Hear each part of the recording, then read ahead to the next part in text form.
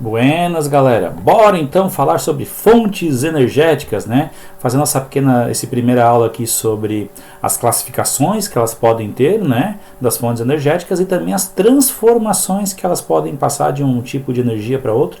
Porque quando a gente fala a palavra energia, já surge um pouco de dúvidas, né? Porque a gente fala fontes energéticas, a primeira coisa que vem à nossa cabeça é energia elétrica. Mas na verdade não é só isso, né? Como a imagem que está sendo mostrada aqui do lado de uma máquina a vapor, ok? Vocês olhando essa máquina a vapor, vocês estão vendo aí o quê? A revelação de uma fonte energética, né? Que vem à base do carvão. Esse carvão é queimado, esse carvão gera calor, esse calor esquenta a água, essa água gera vapor, esse vapor é colocado sob pressão em um sistema de válvulas e pistões. Esses pistões são ligados às rodas desta máquina, que por sua vez movimentam essa roda, né? E essa força toda então movimenta toda a locomotiva e movimenta todos os vagões que estão atrás dele, né? Então parece que eu resumi toda a aula que eu vou dar hoje para vocês nessa classificação, vendo a fumaça ainda saindo ali em cima, né? Vendo que é uma fonte energética suja, não é uma fonte energética limpa, né? Ao mesmo tempo que é carvão, demora muito tempo para se formar, é uma fonte energética então não renovável. Nossa, que tanta informação, professor. Eu trouxe essa figura aqui mais para dizer tudo isso no começo da aula, mas justamente para a gente ao longo dessa aula agora, que ela não vai ser tão longa, ela vai ser uma aula mais curta, né, falar a respeito dessas classificações e dessas transformações que as fontes energéticas possuem, ok? A primeira classificação que eu trago aqui para vocês, o primeiro tipo de classificação das fontes energéticas é quanto à fonte, a extração delas, né? Quando eu estou falando realmente já em extração, eu estou retirando ela, sempre que eu falo em atividade extrativista, eu estou retirando ela da natureza, eu não cultivei, certo? Por exemplo, a pesca, ela pode ser uma pesca extrativista, ou seja, tu pega peixe que existe ali naturalmente, tu só retira ele, ou tu pode ter uma espécie de cativeiro, de viveiro, que daí não é uma pesca extrativista, né? Porque tu está criando o peixe, tu inseriu aquele peixe na água, tu cercou, tu fez um açude, enfim, várias outras situações. Mas voltando aqui para a nossa aula sobre fontes energéticas, né? Quando a gente fala em fonte, de onde ela é extraída, basicamente a palavra extração já está me dizendo que ela é uma fonte não renovável, né? A própria palavra se explica, né, gente? Olhando aqui do lado, não renovável. O que é uma coisa não renovável? Que não se renova. Não é bem assim. Eu vou explicar para vocês agora com calma. Vamos ler o texto. A energia não renovável ou energia de fontes não renováveis é a energia cuja fonte depende do processo de escala de tempo geológica ou de formação do sistema solar para se tornarem disponíveis. Por exemplo, o carvão mineral, o petróleo, o gás natural e a energia nuclear. Ou seja, o que ele está querendo dizer é o seguinte: que o petróleo, né, é uma energia não renovável, que o carvão mineral é uma energia não renovável. Todas essas fontes a gente vai ver nas aulas posteriores, tá? Agora é só para ver essa questão da classificação. O que ele está querendo dizer com isso? É que o petróleo, a hora que ele acabar, acabou, não tem mais, dentro da escala de vida humana. O petróleo demora algo em torno de 150, 200 até 300 milhões de anos para se formar. Ok? O ser humano está sobre a Terra há somente, entre aspas, 300 mil anos. Né? É muito pouco tempo em relação aos 150, 200 milhões de anos necessários para formar o petróleo. Outra coisa, né? A gente só começou a usar o petróleo nos últimos, Revolução Industrial, nos últimos 200, 300 anos, né? Foi a segunda revolução que a gente começou a usar aqueles combustíveis retirados da refinagem do petróleo, como a gasolina, o diesel e outros mais, né? Então faz somente aí uns 200 anos, é muito pouco perto de 150 milhões de anos. Por isso que no texto aparece o quê? Fontes, né, de tempo geológico, escala de tempo geológico, ou seja, são milhares de anos para se formar, muito além da escala de tempo vida humana. Então pode ser até mesmo, pode ser que não se forme, não quer dizer que daqui a 300 milhões de anos vai ter petróleo novamente, porque tem que ter os mesmos seres vivos que morreram há milhões de anos atrás, as mesmas condições atmosféricas, tudo para formar o petróleo novamente. Pode ser que forme, pode ser que não forme, mas dentro da escala de vida humana, ele não vai se formar novamente. A hora que ele acabar, ele acabou. A mesma coisa o carvão mineral. A hora que acabar, acabou. Né? A mesma coisa que o gás natural. A hora que acabar, acabou. E a energia nuclear? A energia nuclear, ela surpreende pela quantidade de energia que ela pode fornecer, mesmo com uma quantidade muito pequena de combustível. Mas a hora que ela acabar, ela acabou. Certo? Basicamente é isso daí. Isso aí resume que é não renovável. Aqui eu tenho exemplos de fontes não renováveis para vocês. Ó. Como já foi dito, né? O petróleo, certo? É um combustível fóssil, vou explicar para vocês numa próxima aula. O carvão mineral, que é um combustível fóssil, vou explicar para vocês na próxima aula. O gás natural, que também é um combustível fóssil associado muito ao petróleo, vou explicar também na próxima aula. O urânio aqui, que não é um combustível fóssil, mas a gente vê na próxima aula de onde ele é retirado, porque também existe um processo artificial chamado enriquecimento do urânio, que o ser humano aqui faz esse processo para tornar ele muito mais produtor de energia, digamos assim. Mas tudo temas para as próximas aulas, né, gente? Bom, se existe um não renovável, existe o renovável, né? Ou seja, é aquele que eu consigo, o próprio nome já está dizendo, né? Renovável, eu consigo renovar ele, ou seja, ele é uma fonte, ele não é mais uma atividade extrativista. Ó. As fontes de energia renováveis são aquelas que possuem a capacidade de serem repostas naturalmente em nosso meio ambiente. Até de certa forma eu poderia encaixar aqui de forma antrópica, né? Pela forma de interesse humano. Já vou explicar onde que encaixaria essa situação, tá? Mas é vital a compreensão de que mesmo que renováveis, essas fontes não são inesgotáveis. Aí cai um pouco aquela ideia do não renovável, ou seja, o não renovável, ele não se renova dentro da escala de vida humana. A mesma coisa seria aqui para os inesgotáveis, né? Porque, por exemplo, o vento, pode ser que um dia não tenha mais vento, né? Pode ser que um dia aconteça alguma situação aí que não gere mais vento sobre a superfície do nosso planeta. Assim como já se tem ideias de que o Sol vai deixar de existir alguns bilhões de anos, não vai mais ter energia solar. Mas tudo isso fora da escala de vida humana, ok? Ou mesmo eles podem ser esgotáveis numa determinada escala de tempo ou no intervalo de tempo. O próprio vento, né? O próprio vento eu posso dizer, é uma energia renovável. Mas um dia que não tem vento, eu não tenho fonte energética, né? Ou como a gente está passando, já passou algumas situações no Brasil de chegar perto, ou já teve até mesmo situações de apagão, né? Uma época de muita seca, né? Onde não chove, onde não enche as represas, que é a nossa principal fonte energética para a produção de energia elétrica são as hidrelétricas, a gente corre o risco de ficar sem energia, né? Porque esgotou aquela fonte por um determinado tempo.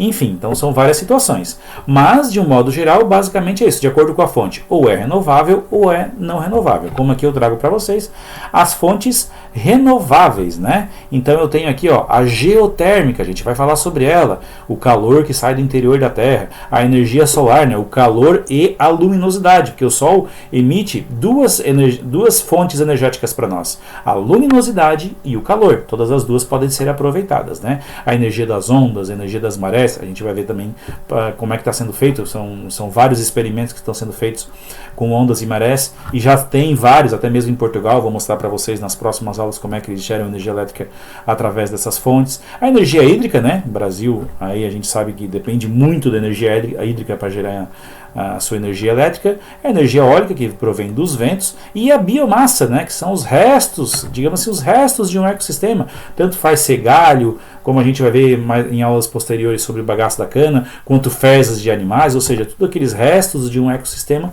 a gente pode reaproveitar eles para gerar energia. Certo, gente? Bom, e o etanol?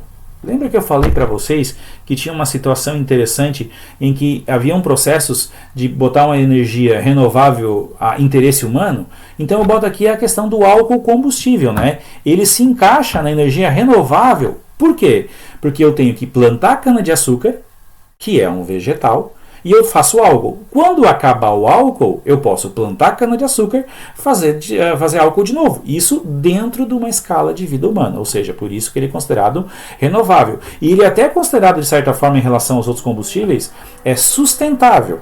Por quê? Porque eu estou plantando um vegetal. Um vegetal faz fotossíntese, um vegetal faz a conversão lá do gás carbônico para oxigênio. Então, ou seja, é como se ele compensasse aquilo que ele mesmo poluísse, né? A gente vai ver isso também na aula específica sobre o etanol. Certo, gente? Bom, além dessas duas classificações, eu também tenho a classificação de acordo com os resíduos. Enquanto ela está gerando energia, o que ela solta de resíduo, né? E aí já vem o nome de novo. Ó. Olha só como é fácil. Energia limpa. O que vocês classificariam uma fonte energética como limpa? basicamente, né, toda energia renovável, olha só, porque basicamente toda energia para ser limpa, ela quase que obrigatoriamente ela é renovável, né? Vou explicar o quase daqui a pouco, o porquê que é quase, não é toda, né? Na verdade o todo aqui está até meio errado, já vou explicar o porquê, tá? Toda energia renovável que não emite substâncias poluidoras é denominada energia limpa, né? O muito importante aqui é essa palavrinha que está sublinhada em negrito, emite. Por quê? Porque quando a gente olha aquele aerogerador, o catavento, aquele que tem lá em Osório, que tem aqui em Bom Jardim da Serra, que tem aqui perto em Tubarão ali também, certo? A gente olha o negócio daquele, quando ele gera energia, ele emite algum poluente? Não emite nenhum poluente, mas ele usa muito lubrificante à base de petróleo, que é poluente, né? De certa forma existe uma poluição visual, de certa forma existe uma poluição sonora, de uma certa forma os lugares onde ele vai ser colocado tem que tirar as árvores ao redor para não provocar muito atrito com o vento, para ter o vento mais solto, para aproveitar mais energia eólica para fazer ele gerar energia, né? Existem os pássaros que correm o risco de morrer quando passam nossa, transformei energia eólica numa coisa muito, parece que passou a ser uma energia suja, né? Mas não, ele continua sendo considerado uma energia limpa, porque o principal fator para ser considerado energia limpa, na verdade, não está nesse textinho aqui do lado.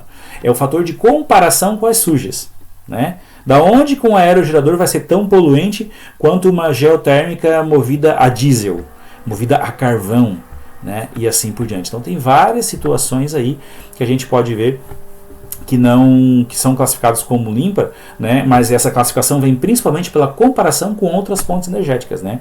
Até a própria hidrelétrica, né? Como eu trago aqui para vocês os exemplos, né? Energia hídrica, ó, é a mesma figurinha de antes, né? Porque vocês vão ver que combina energia renovável limpa e energia não renovável suja. Elas basicamente vão andar quase sempre juntas.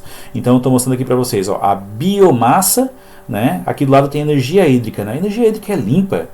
Mas eu não tenho que criar um açude lá, uma represa, não tenho que criar um ambiente que eu vou poluir bastante, porque aquele lugar que era imerso vai ficar dentro da água, vai ficar imerso, vão sumir habitats de animais, às vezes tem que movimentar pessoas, cidades, como a gente vê já em algumas situações. Enfim, essa situação, ela não compromete a essa frase que eu botei aqui anteriormente para vocês, porque é no momento que ela está gerando energia. Eu não estou falando sobre a construção dela, né? A questão, no momento que ela está gerando energia, o que uma hidrelétrica gera de resíduo enquanto ela está gerando energia elétrica? Nada. Basicamente nada, né? A água passa pela turbina, né? Passa lá pela turbina que vai tocar um dínamo ou um gerador, alternador, enfim, a gente já vai falar sobre isso, certo? E gera energia elétrica e a água passou e continuou, né? Tem até um sistema aí que eles colocam em usinas desse tipo aí para aumentar a umidade relativa do ar, para bater num sistema onde joga o vapor de água na atmosfera, até para facilitar, para ampliar a questão da umidade relativa do ar. Certo, gente? Então a gente teve energia limpa, e se tem a classificação de energia limpa, obviamente vai existir a suja, né? Aqui eu faço uma ressalva na questão da biomassa, né? Por isso que eu já coloquei esse negocinho aqui para eu não passar para o próximo slide, ó. Chama atenção aí porque tem uma ressalva aqui.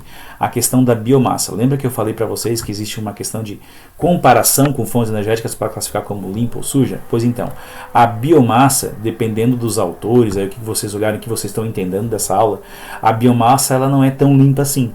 Por quê? Porque a biomassa pega o caso, por exemplo, dos biodigestores. A gente vai falar isso nas aulas posteriores, né? O biodigestor aproveita as fezes dos animais que soltam um gás.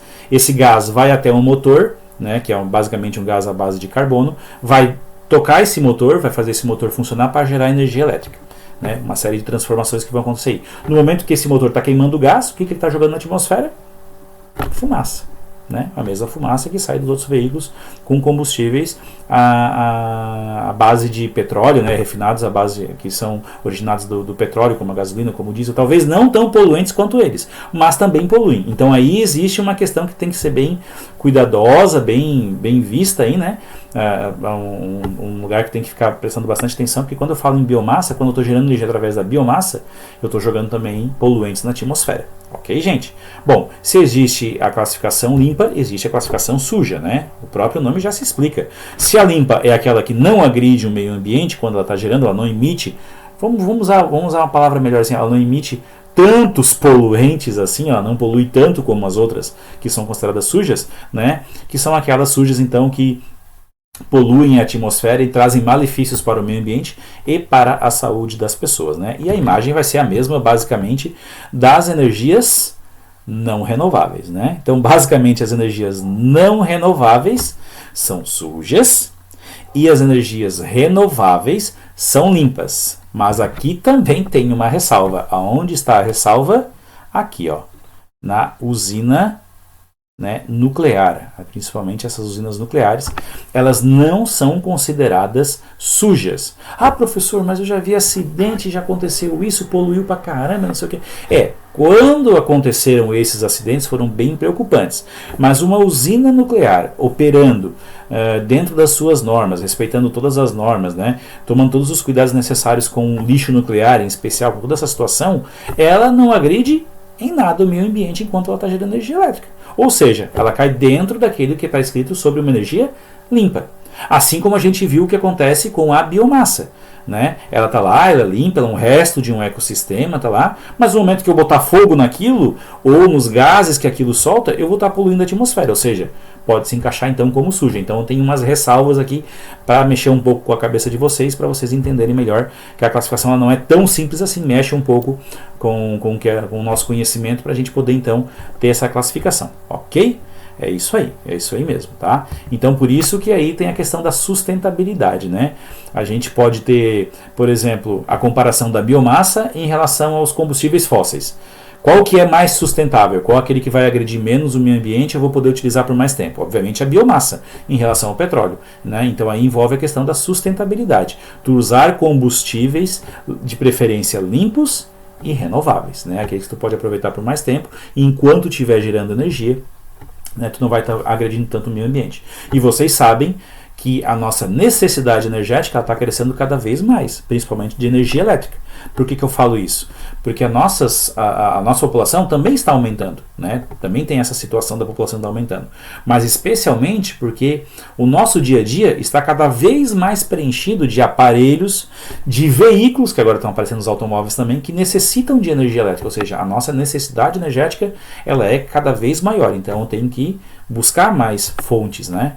Como se diz. Então, dando prioridade nos últimos anos, especialmente as fontes sustentáveis, né? Porque a gente tem um grande vilão aí, correndo aí, que está bem visível, amplamente divulgado, falando a respeito do aquecimento global, né? Onde o principal vilão do aquecimento global são as emissões de gases carbônicos derivados da queima de combustíveis fósseis, basicamente petróleo, carvão e gás, né?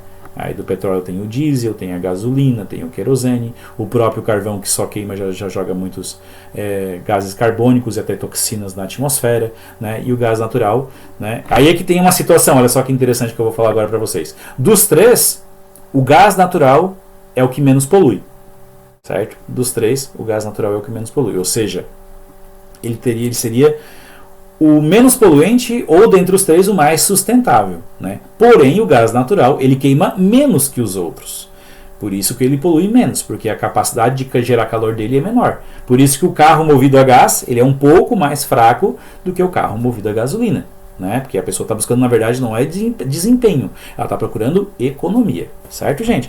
Mas a gente também vai falar sobre isso nas aulas posteriores, né? Então vocês fiquem atentos a essa diferença entre matriz energética e matriz elétrica. A matriz elétrica, ela está dentro da matriz energética, só que a matriz elétrica são aquelas fontes que eu uso basicamente para gerar energia elétrica. Porque, por exemplo, o carvão mineral, eu posso usar ele para gerar energia elétrica? Posso. Mas o carvão mineral também posso usar para gerar calor, né? Um calor em uma determinada região. A energia hidráulica eu posso usar para usar ela para realizar um trabalho numa roda de moinho, alguma coisa, posso, mas também posso usar ela para gerar energia elétrica. Ou seja, aqui eu tenho dois globos que mostram que toda a matriz elétrica ela é uma matriz energética, mas nem toda matriz energética ela é aproveitada para gerar energia elétrica, né? Por exemplo, vamos pegar aqui o petróleo, né? O petróleo ele é usado para gerar energia elétrica? Pode ser usado numa usina térmica. Ela não aparece aqui uma usina térmica, mas uma usina térmica, né? uma termoelétrica poderia ser usado. Mas basicamente o petróleo a gente mais usa no mundo é para quê?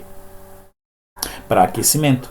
e para combustíveis, né, para movimentar veículos, certo? Então, basicamente é isso. Quando a gente fala matriz energética é uma coisa. Quando a gente fala matriz elétrica, né, tem a ver com matriz energética, mas basicamente é a matriz energética que eu aproveito somente para gerar energia elétrica. E quando eu falo em energia elétrica, professor, então qual a diferença básica? Como é que eu faço para gerar energia elétrica? Né? A gente, talvez lá na física vocês vão ter uma aula melhor sobre isso, mas vou relembrar vocês aqui, né? Quem viu aquele filme O Menino que Descobriu o Vento, lembra que tinha esse tal aqui que ele chamava o dínamo? Né? Em algumas situações vão chamar de dínamo, em algumas situações vão falar em gerador, em algumas situações vão falar em alternador, que é o que tem no automóvel, que faz gerar energia elétrica para carregar a bateria do automóvel, né? Basicamente os três nomes que eu falei para vocês, dínamo, gerador e alternador, basicamente eles trabalham com um sistema que eles têm que girar alguma peça dentro delas, um jogo de ímãs que tem ali dentro deles, uns filamentos e tal, e aquele giro é que vai gerar energia elétrica. O que muda de um para outro é se esse giro ele é constante, se esse giro ele pode ser alternado, se esse giro pode ir para frente ou para trás, ou tem que ser sempre na mesma velocidade. Basicamente isso que diferencia um do outro. Mas, na verdade, o que eu necessito para gerar energia elétrica é girar, né? Tanto é que no filme mostrava que quando essa pecinha, tô vendo lá o mouse lá, ó, essa pecinha tocava no pneu, ela girava e mandava uma corrente elétrica que fazia acender o farol. Basicamente, é isso que acontece o quê? Numa hidrelétrica, né? Só que esse dínamo aqui, no caso aqui, ele é muito maior, né? Muito maior que um ônibus, às vezes, como é o caso do gerador que tem na usina de Itaipu, a gente vai ver fotos nas próximas aulas, né? É um tamanho, imagina, é um dínamo do tamanho de um ônibus. Imagina quanta quantidade de energia elétrica, né? E quem é que faz aquele dínamo girar? Justamente a água represada, né? Que daí ela vai passar por muito mais pressão. A ideia é justamente isso, né? Por fazer uma represa, criar um ambiente de mais pressão, e aí a água passa com mais velocidade, mais geração de energia elétrica. Certo, gente? É isso aí que eu queria explicar para vocês aí sobre a geração de energia. Bom, como a gente já comentou lá no trem, como a gente já comentou ali na bicicleta, como a gente já comentou em outras situações, a energia ela pode ser transformada, né? Eu posso pegar geralmente uma energia de movimento e transformar numa energia elétrica, que é o que faz o dínamo, né? Eu posso transformar uma energia de calor em uma energia mecânica, em uma energia elétrica, posso pegar essa energia elétrica e transformá-la em calor de novo.